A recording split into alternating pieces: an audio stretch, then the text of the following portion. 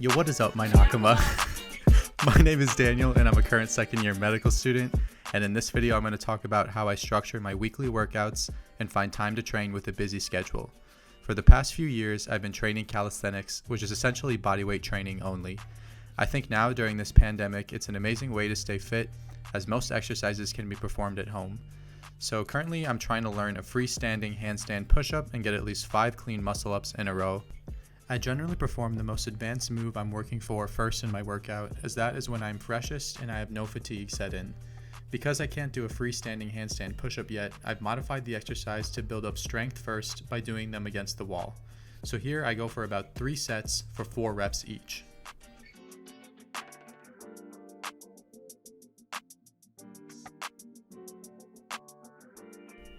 Next up, I do 3 sets of 10-second L-sit holds.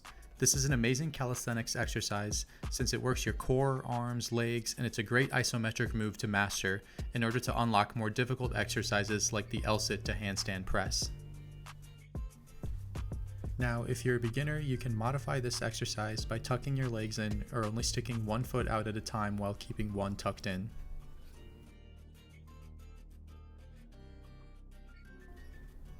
Next up are some tuck planche push-ups. So once regular push-ups have become easy for you, this is a great exercise to add in order to increase the difficulty and really work your shoulders, pecs, and triceps. This is of course an easier progression to the ultimate goal of full planche push-ups, which is something I can only dream about.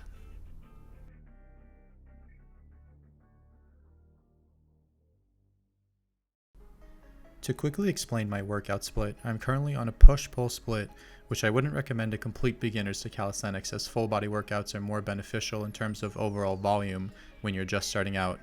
But basically with my routine, I group my major pushing exercises, including legs, into Monday and Friday workouts, while most of my pull movements are grouped into my Wednesday and Saturday workouts.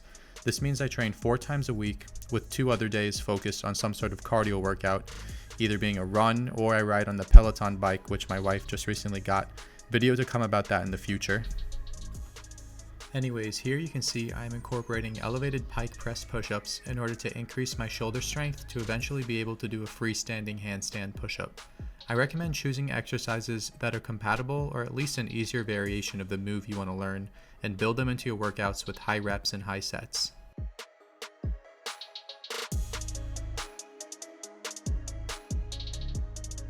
Because I've been training for a few years, I generally incorporate a weight vest into my routine in order to increase my weight and make the exercises more challenging to build muscle. Eventually you'll plateau doing the same repetitive movements for weeks on end, so using a weight vest is one simple way to modify the exercises.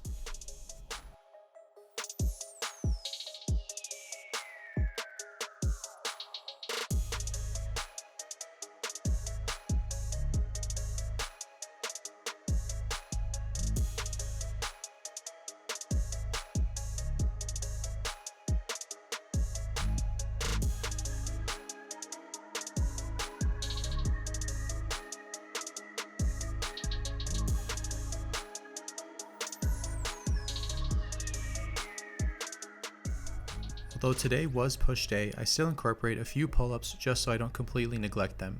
The pull-up bar I'm using is from Evolve Over, by the way, and it's been great so far. I have a link in the description of this video if you want to get one yourself. I almost always conclude my workouts with some sort of ab routine. Here I'm doing 3 sets of 30-second hollow body poses, followed by 3 sets of 15-second hanging L-sit holds.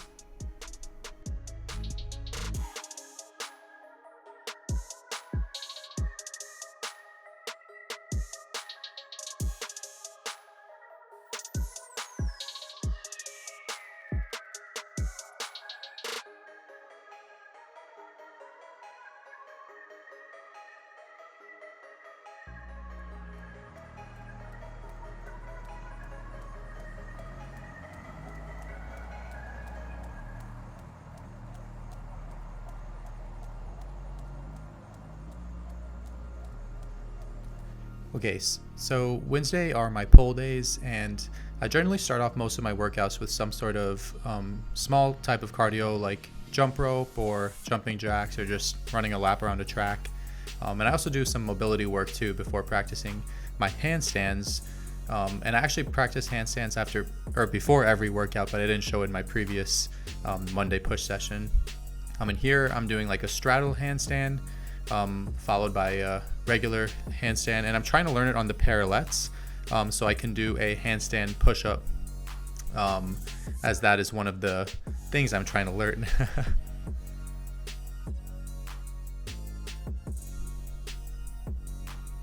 And here I am attempting a handstand push-up, but epically fail because it is very hard. So next up I have some muscle ups, and I'm trying to do 5 clean muscle ups in a row, and they're kind of clean, but as you can see I have just a bit of kip when I do them, and I kind of want my legs to just be completely straight when I do my muscle ups. And here's my second set of muscle ups, and I generally do about 3 sets of muscle ups for 4 to 5 reps. I mean, I can do 5 muscle ups, but they aren't as clean as I would like them to be. I want them to like be absolutely perfect, one of my goals, so that's what I'm training. So next up I have some archer pull-ups. Now my archer pull-ups aren't as exaggerated as they could be. So basically an archer pull-up is you kind of exaggerate pulling up to one side of your body. So as you can see, I'm like shifting my weight between my left and right arms. And this is a great way to just kind of practice like unilateral exercises, and it's a harder version of a pull-up as well. So next up I have some pullovers followed by some straight bar dips. Now straight bar dips are a good exercise to do if you don't, or if like you can't do the muscle up yet, but you want to split the move into its individual components. So obviously the individual components are an explosive pull-up followed by a straight bar dip. So here you can see me training the straight bar dip. Now next up I have regular pull-ups and regular chin-ups, and although this is kind of a basic calisthenics exercise, it's the bread and butter of calisthenics, it's the fundamentals.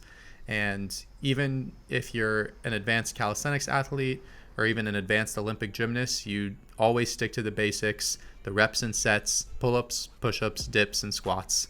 And that's really the best way to gain strength, even if you're a beginner in calisthenics. Just doing reps and sets of these 4 basic movements, they'll get you pretty far. So now I believe I'm doing, by the way, I'm kind of recording this as the video is playing now, so it's a little less scripted. Thought it'd be a fun way to interact with my Nakama. So this exercise right here, I don't really know exactly what it is. It's just kind of like a harder, I guess, leg raise. Oh, and then this praying mantis joined me for my workout. Yeah. So next I'm doing regular leg raises, and I try and touch my toe to the bar. And I believe in my opinion, hanging leg raises or hanging ab exercises are some of the best ab exercises you can do in general. Quick thumbs up for the camera. So now I do a little bit of a flow movement. So basically I combine a lot of different movements into one set. So I start off with a hanging L-sit hold. Then I go into an inverted hold. And then I go into a tucked back lever. That for a bit. Then I go into a tucked front lever. And I finish up. So next up are just some regular dips. And I like to train dips on the parallel bars. And this is a great tricep exercise, of course. And you want to make sure that you go all the way down to 90 degrees.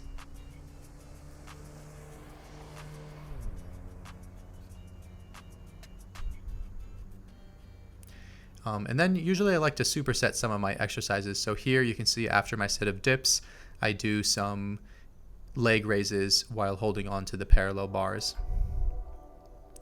And also quick thumbs up for the camera. And finally, I'm finishing up my workout with some isometric pull-up holds. These are great to do with any sort of exercise, but if you can't do a pull-up yet, this is kind of a great exercise to build up strength in the top part of the pull-up. Just jump up and see how long you can hold yourself up in this position for. And I would aim for around 10 to 20 seconds when you're starting off, maybe even 30 seconds if you're really trying to challenge yourself.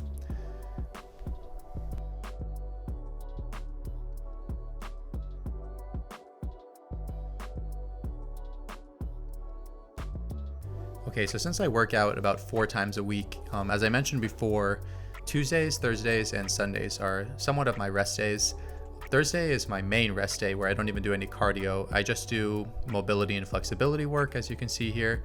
And I do like to do some specific strength exercises for my wrists as well. Because calisthenics, it's pretty taxing on your wrists, so you want to make sure that the tendons and ligaments in your wrists are strong enough to withstand all those exercises you do. And here in the background, you can see Christina. She's setting up the Peloton that we recently got.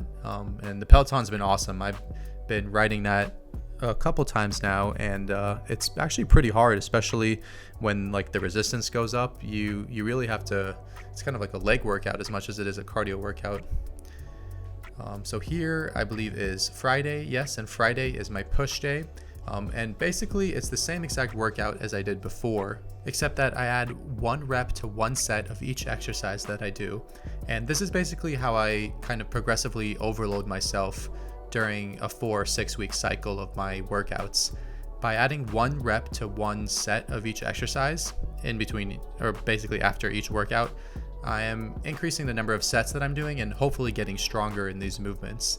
And I think this is an easy and simple way to approach calisthenics. And generally, after I've reached a certain number of reps, like let's say I'm aiming for 10 wall to handstand push-ups, I will then try and do a freestanding one because you don't want to be stuck at the same movement forever. But yeah, that is pretty much what my current calisthenics routine looks like. 4 times a week, push 2 times a week, which includes legs, as well as pull 2 times a week, where I'm training the archer pull-ups as well as trying to master the muscle up. And here again, you can see that I'm doing the same routine. I'm just adding 1 more rep to one of the sets. So for example, if I did 10 reps of the pike push-ups on Monday, and this is a video of Christina messing around, but as I was saying, if I did 10 reps of pike push-ups on Monday, then I will do 11 reps of one of those sets on the following workout. And then of course I finish up with some pull-ups on my awesome pull-up bar. And yeah, that's pretty much it. I hope you enjoyed this video. I hope you learned something. Feel free to leave any questions below about calisthenics or med school in general. And as always, Dattebayo.